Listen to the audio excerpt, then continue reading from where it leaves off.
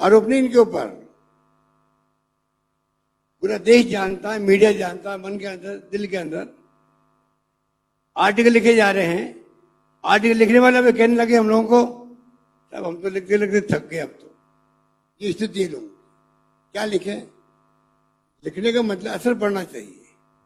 जो कहावत है लोग क्या कहेंगे, अगर आप कोई आलोचना लिखो मेरे बारे में, मेरी गवर्नमेंट बारे में, मुझे चिंता होनी चाहिए भाई लोग क्या कहेंगे कि मीडिया में बात छप गई और हमारी गलती रही है। अगर जिस दिन मेरा ये भय खत्म हो जाए कि मैं पढ़ा नहीं कर लोग क्या कहेंगे, लोग तो मेरे साथ में, क्योंकि मैं धर्म की बात करता हूँ, हिंदू धर्म की बात करता हूँ। तो जिस देश में हिंदू धर्म के आधार पर राजनीति हो रही हो, कोई एक धर्म के नाम पर राजनीति करने वाले लोग एक टिकट मैंने कहा नहीं देते ही लोग।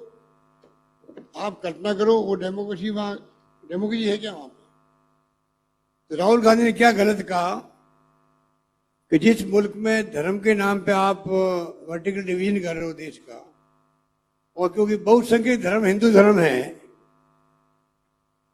उसको लेकर राजनीति करोगे, चुनाव जीत जाओगे आप, एक बार जीत जाओगे, दो बार जीत जाओगे, अल्टीमेटली जनता समझ जाएगी आपके करतूतों को, आपके व्यवहार को, आपकी सोच को, कब तक चलाओगे आप? आखिर में तो आर्थिक स्थिति कहां जा रही है आपकी? बर्बादी की तरफ जा रही है। पूरी दुनिया मान रही है कि हिंदुस्तान की अर्थव्यवस्था बहुत ही सेटबैक वाले आ गई है, आगे पता नहीं कैसा बजट पेश करेंगे लोग। ये स्थिति देश में चल रही है। डॉक्टर मनमोहन सिंह जी वक्त स्लो डाउन था, महसूस नहीं होने दिया, आज लोग महसूस हो रहा है। परचेजिंग पावर नहीं लोगों के पास में, लोग तो बोलते नहीं बेचारे, स्वाभिमान के कारण से लोग बोल नहीं रहे हैं हिंदुस्तान के अंदर, परंतु उनकी पीड़ा वो जानते हैं, कितनी उनकी इनकम है, कितना उनके पास में सेविंग की हुई है, कितना बेटी की शादी होगी, बेटे की शादी होगी, क्या होगा, मकान कैसे बनेगा, चिंता सबको लगी हुई है। इनको चिंता नहीं है, ये घमंड में अहम चला रहे देश को। अगला सवाल श्री रोहित परियार जी, इंडिया टुडे मैगजीन से। आपने कहा कि बजरी आपका शायद सबसे ज्यादा कटु अनुभव था। आपका एक और कटु अनुभव रहा होगा, आपका एक और कटु अनुभव था जब आपके अपने ही पीसीसी चीफ ने विद्रोह किया और 1.5 महीना तक सरकार को रिजॉर्ट्स में रहना पड़ा। तो इस कटु अनुभव के कारण आपकी पार्टी को और गवर्नमेंट को क्या नुकसान हुआ होगा और आप उसकी कैसे भरपाई कर रहे हैं, आप कोशिश कर रहे हैं उसकी?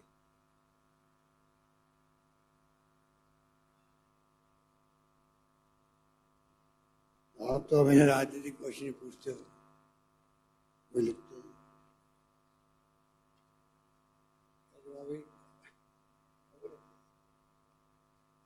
जब हम लोग निकले थे जैसलमेर से, जैसलमेर से होटल निकले थे तो अजय बाबू हमारे साथ थे, और दिल्ली से जब बातचीत हुई तो सब लोग आ रहे थे, मैंने कहा ठीक है। तो मैंने पहला आप लोगों को स्टेटमेंट दिया था मीडिया को, फॉरगेट एंड फॉरगिव। एक लाइन में संदेश चला गया पूरे देश के अंदर कि मुख्यमंत्री ने क्या बात कही है, उसमें मौजूद बात थी उस वक्त में। अभी तो जो बात छोड़ो, उनको बोलो और माफ करो, इससे अच्छी कोई बात हो नहीं सकती थी। अब ये बात तो सबको समझने वाली बात है, जो ना समझे वो अनाड़ी है। मैंने दिल से कहा है फॉरगेट एंड फॉरगिव। इसका मतलब अगर मैंने कोई गलती करी है तो भाई फॉरगेट एंड फॉरगिव करो, उसका मतलब ये भी होता है। इससे बड़ी बात कोई क्या कह सकता है कि सबके लिए कहा, अभी तक जो घटनाक्रम हुआ है, किसी के द्वारा कुछ भी हुआ हो, भूलो और माफ करो।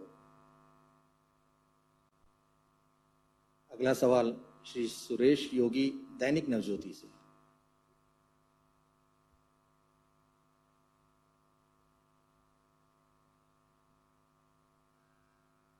सर नमस्कार।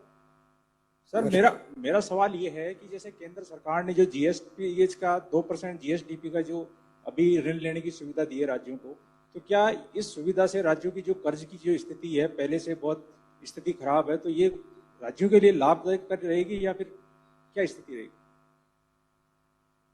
इश्यू तो बहुत बड़ा इश्यू है। ये हम लोग चाहते हैं कि आगे भी बात सरकार चाहिए कि ये छूट मिले आगे भी।